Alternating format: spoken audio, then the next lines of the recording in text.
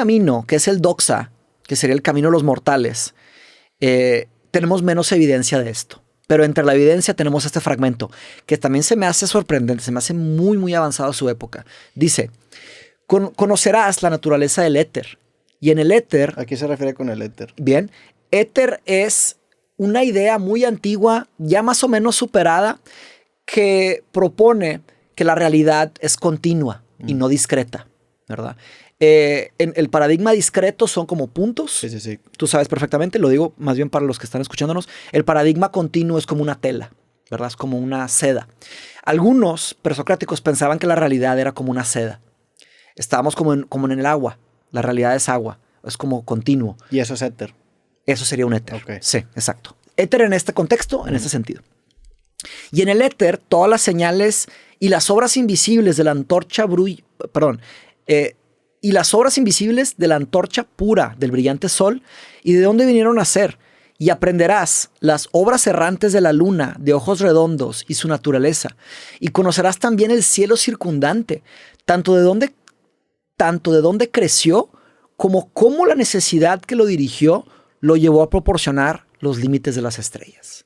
Ahí ya está haciendo referencia que el sol es de fuego. Ahí era una especulación. No sé. Buena pregunta, no sé. Pero lo que está diciendo es que el camino de los mortales es que vamos a entender. Fíjate, dice, conocerás la naturaleza del éter. Está diciendo, déjame subrayar aquí. Está diciendo, ustedes mortales, nosotros mortales, acuérdate que es una diosa, ¿verdad? Es una diosa hablándole a un mortal. Conocerás la naturaleza del éter.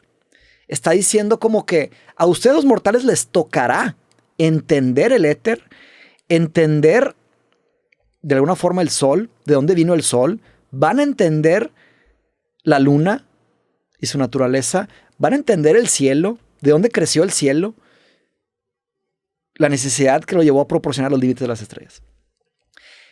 A lo que me refiero con que se me hace bien avanzado esto, es que de alguna forma Parmenides está diciendo como que no entendemos muchas cosas, pero nos va a tocar entender, ¿sabes? Sí. Y interesantemente... También es una invitación a voltear a ver hacia arriba, ¿no? También a no quedarse en lo chico, en investigar otras cosas.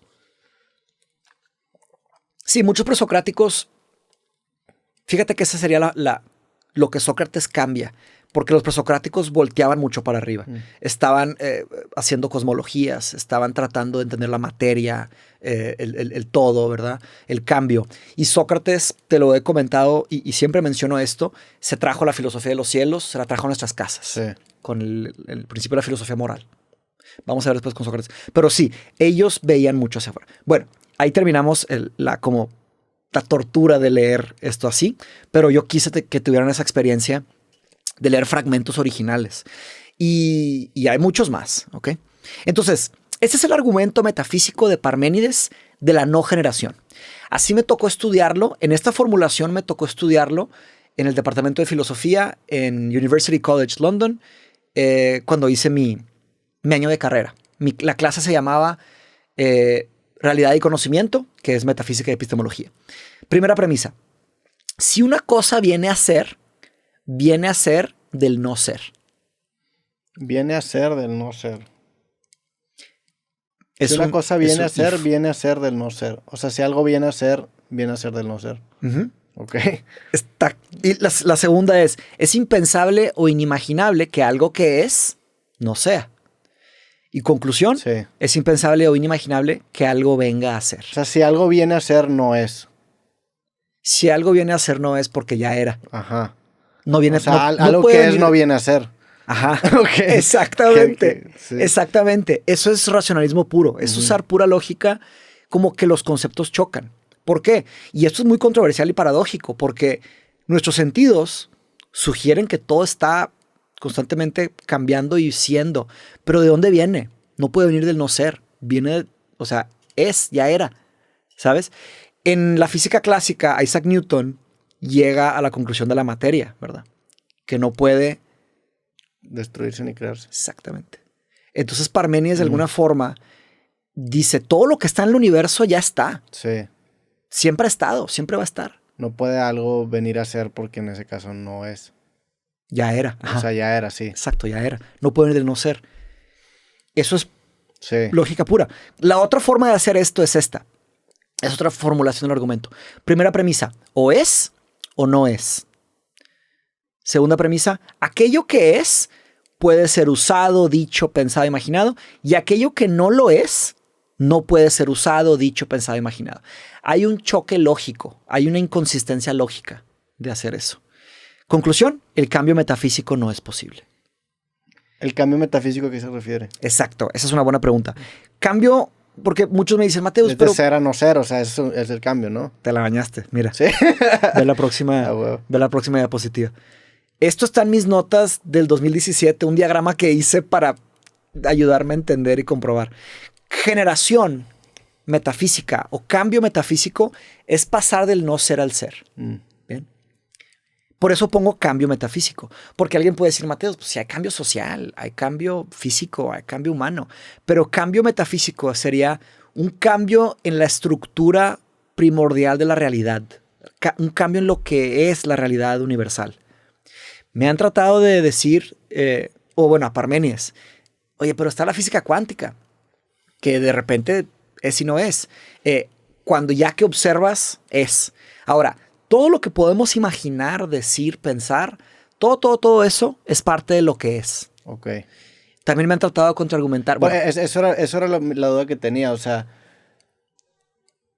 decías o sea, Parménides decía que los sentidos son o sea, generan ilusiones, ¿no? Nos engañan. Ajá. Los engañan. Yo creí que a eso ibas a atar con, o sea, en ese caso cualquier cosa que puedas pensar, que puedas ver, con la que puedas interactuar es ser. Eso y lo es parte... que no es, pues nada más ni siquiera vas a saber que no es. No hay forma. O sea, todo lo que tus sentidos ven son. También. Entonces, ¿por qué son una ilusión? No entiendo. Son una ilusión porque sugieren cambio.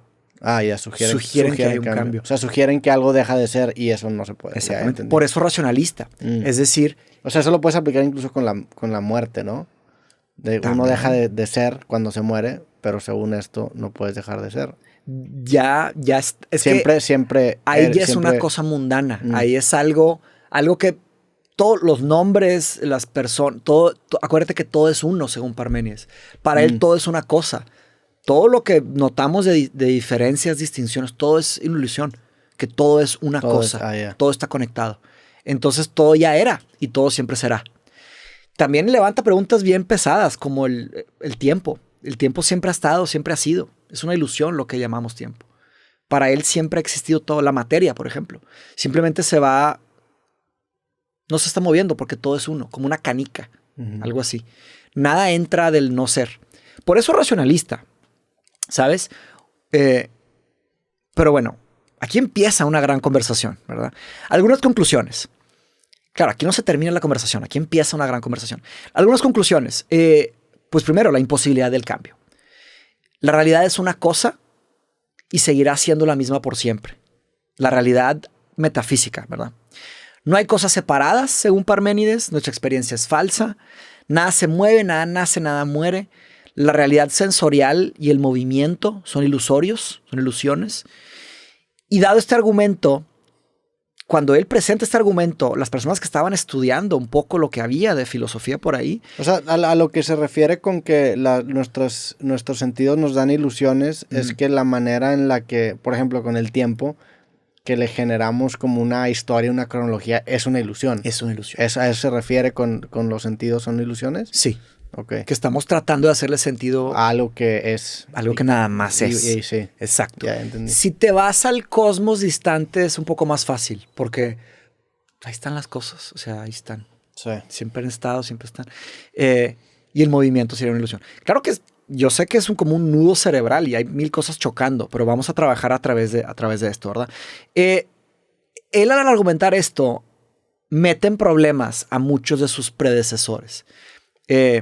Porque está hablando de que, pues, todas esas cosas que estaban diciendo de que es tierra, es fuego, sí. Compadre, nada de eso es una ilusión. Es todo una ilusión, exacto. Heráclito compartía con Parménides lo que los sentidos son una ilusión. Pero Heráclito concluye que todo es cambio. Parménides concluye que no hay cambio. Y eso se hace una tensión enorme, Heráclito y Parménides. se resuelve hasta Platón. Ok. Vamos a llegar a eso. Vamos a ir construyendo hasta Platón. Entonces... ¿Y había pique entre los dos? O sea, no sé si se conocían. Pero eran contemporáneos, pero no sabemos si se conocían. No sabemos si se conocían. Hay posibilidades que no. Estaban estudiando cosas parecidas. Puede que sí, puede que no. Ahí la verdad me rebasa mi conocimiento. Tendríamos que ver. Pero Parménides fue el primero en ver la importancia de hacer preguntas metateóricas. Bien. Sobre teorías filosóficas y dar argumentos para ello. Una teoría metateórica sería: ¿cómo haces tu teoría?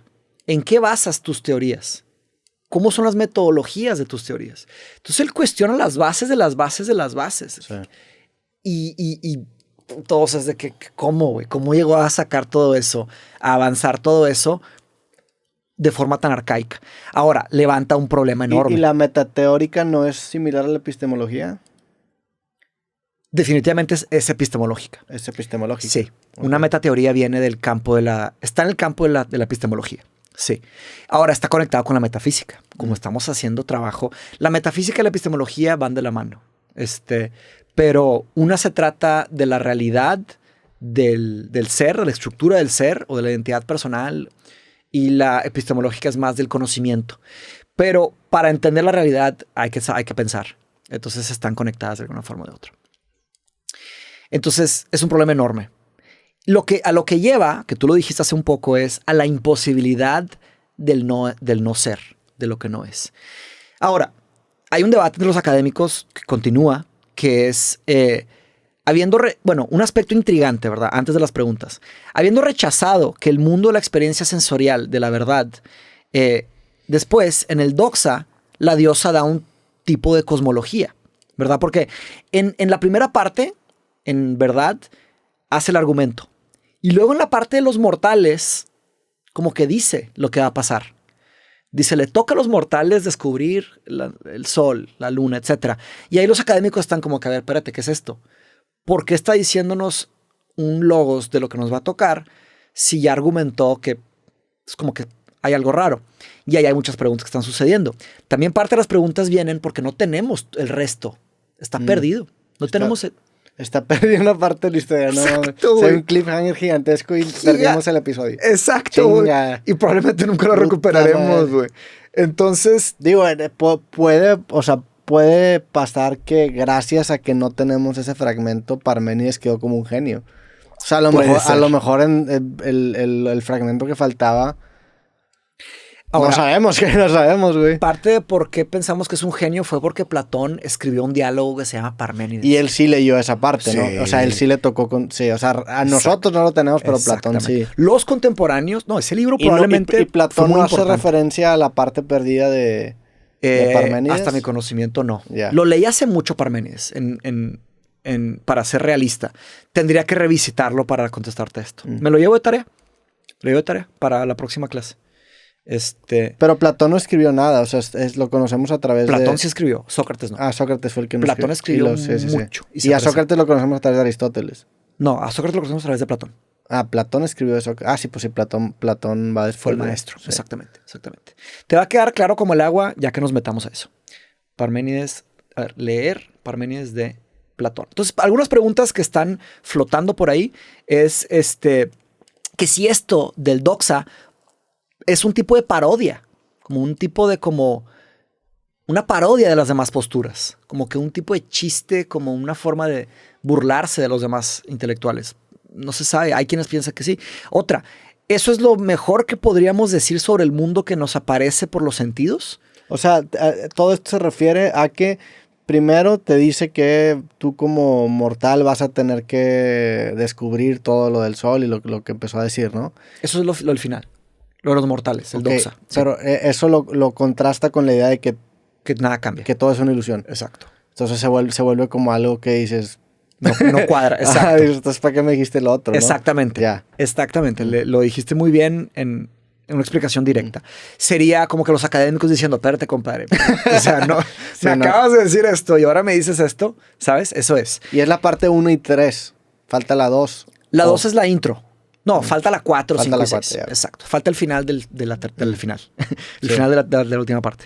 Entonces la otra es, tal vez es lo que lo que Parménides piensa que es lo mejor que podríamos decir sobre el mundo aparente de los sentidos, como una versión de lo que dice Parménides. La otra es tal vez un tipo de lección para el lector, para que el lector critique esa parte y diga, oye, pues me pusiste a prueba, lo evidencié y no se puede. ¿Sabes? Que fue lo que te dijo al principio, ¿no? Exacto. Ya. Que dice, te toca a ti interpretarlo. Poner a prueba lo que te dice la Dios. Igual es un tipo de trampa del profe, ¿sabes? Ajá. A ver si estás poniendo atención. Sacas. Sí. Y hay muchas teorías. Ahí son algunas de las grandes. Hay poco acuerdo entre académicos sobre esto. Y ese es Parménides.